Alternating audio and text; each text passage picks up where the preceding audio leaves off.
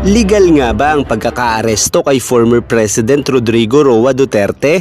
Ayon kasi sa mga taga-suporta ng dating Pangulo ay walang jurisdiksyon ng ICC para siya ay maaresto dahil noong March 2018 ay nag-abiso na ang Administrasyong Duterte sa ICC para sa pagtiwalag nito. Gayunpaman ay nagkabisa lamang ito noong March 2019 na naaayon sa patakaran ng Rome Statute. Kaya't sa madaling salita, noong 2019 ay wala ng jurisdiksyon ng ICC sa Pilipinas. Gayunpaman ang pagkalas na ito ng Pilipinas sa ICC ay hindi maituturing na retroactive. Ibig sabihin ay hindi nito kinakansela ang mga kasong nangyari bago pa kumalas ang Pilipinas sa ICC. Kaya naman dahil dito, ang mga kasong crimes against humanity na isinampa ng abogadong si Jude Sabio at Campo ni Trillanes laban sa dating Pangulo noong 2017 ay pasok pa rin sa jurisdiksyon ng ICC. Ang pagkakaiba nga lang ay walang jurisdiksyon ng ICC upang arestuhin si Duterte sa Pilipinas dahil nga kumalas na ito noong 2019. Gayunpaman ang kawalan ng jurisdiksyon o kapangyarihan ng ICC para maaresto si Duterte sa Pilipinas ay hindi naman nangangahulugang may batas ang Pilipinas na ipinagbabawal ang pagtulong ng Pilipinas sa international bodies gaya ng ICC. Kaya't hindi ito basta maituturing na paglabag sa sovereign rights ng bansa dahil ang sovereign rights ay tumutukoy sa kapangyarihan ng isang bansa na pamahalaan ang sarili nitong mga gawain nang hindi pinakikialaman ng ibang estado o organisasyon. Sa madaling salita, sa pamamagitan ng sariling desisyon ng Pilipinas ay maaari silang magbigay ng tulong sa international bodies gaya ng ICC. Bukod pa riyan ay hindi basta-basta pwedeng baliwalain ng Pilipinas ang kaso ni Duterte sa ICC dahil nangyari ang krimen noong miyembro pa ang Pilipinas ng ICC. Kaya't may bisa pa rin ang jurisdiksyon sa kaso ni Duterte. Kaya't kung hindi tumulong ang gobyerno ng Pilipinas ay maaaring hindi ito maging katanggap-tanggap sa ilalim ng international law. Pero dahil nga may soberanya ang Pilipinas ay walang mekanismo ang ICC para pilitin ang gobyerno na makipagtulungan kung ayaw nito. Subalit magmumukhang hindi seryoso ang Pilipinas sa pagsunod sa international law kung hindi ito makikipagtulungan, lalo na sa usapin ng karapatang pantao, kung saan ay maaari itong makasira sa reputasyon ng Pilipinas mula sa napakaraming bansa sa buong mundo, kung kaya't ipinahihiwatig ng Pangulo na may obligasyon itong makipagtulungan sa hiling ng Interpol saan man galing ang arrest warrant nito. Sa paraang ito ay napangangatwiranan ng Pangulo na hindi sila direktang sumusunod sa utos ng ICC, bagkus ang kanilang desisyon ng pagpayag sa kahilingan ng Interpol ay bahagi ng kanilang kooperasyon bilang pagsunod sa international law at ipiniliwanag rin ng Pangulo na ginawa nila ang lahat ng kinakailangang proseso kung kaya't may legal umanong basihan ang naging desisyon ng gobyerno. Kaya't kung pag-uusapan natin ang legalidad ng pagkakaaresto sa dating Pangulo sa Pilipinas, ay malinaw na nagkakaroon ng magkaibang konsepto ng pananaw ng magkabilang panig sa kung ano ang kahulugan ng soberanya para sa bansa.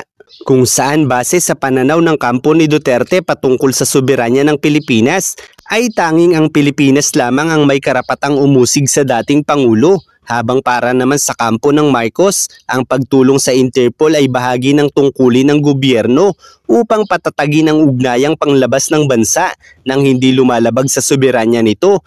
Kaya't sa huli ay ang Korte Suprema lamang ang makapagpapasya kung kaninong pananaw ang mananaig sa kani-kanilang pananaw para sa konsepto ng soberanya.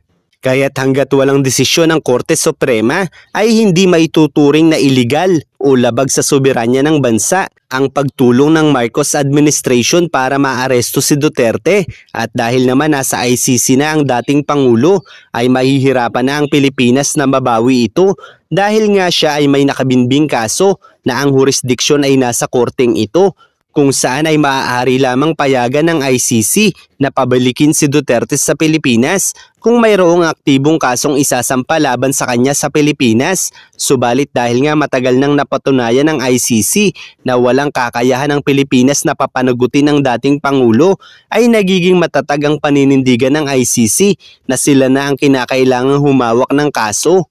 Noong panahon ng panunungkulan ni Duterte ay malinaw na mas maraming Pilipino ang hindi nakikisimpatya sa kasong crimes against humanity ng dating Pangulo. Subalit dahil sa pagiging malapit nito sa China ay mas dumami at mas umugong ang boses ng sambayan ng Pilipino para papanagutin ang dating Pangulo, kung kaya't mas madaling mapangangatwiranan ng kasalukuyang Pangulo at ng pamahalaang ito ang pagpapatuloy sa paglilitis sa kaso ng dating Pangulo, kung kaya't pinahahalagahan nila ang pakikipag-ugnayan ng Interpol sa bansang ito upang mapanatili ang tiwala ng mga tao na kahit walang kakayahan ng Pilipinas na papanagutin ang dating Pangulo dahil sa lakas ng impluensya nito, ay hindi naman ito hahadlangan ng reklamo ng mamamayan nito na ipagpatuloy ng Interpol na maihain ang arrest warrant ng ICC sa dating Pangulo. Kaya't bagamat maaaring maghain ng kaso ang kampo ni Duterte laban sa kasalukuyang Pangulo, ay hindi naman ito madaling mapatutunayan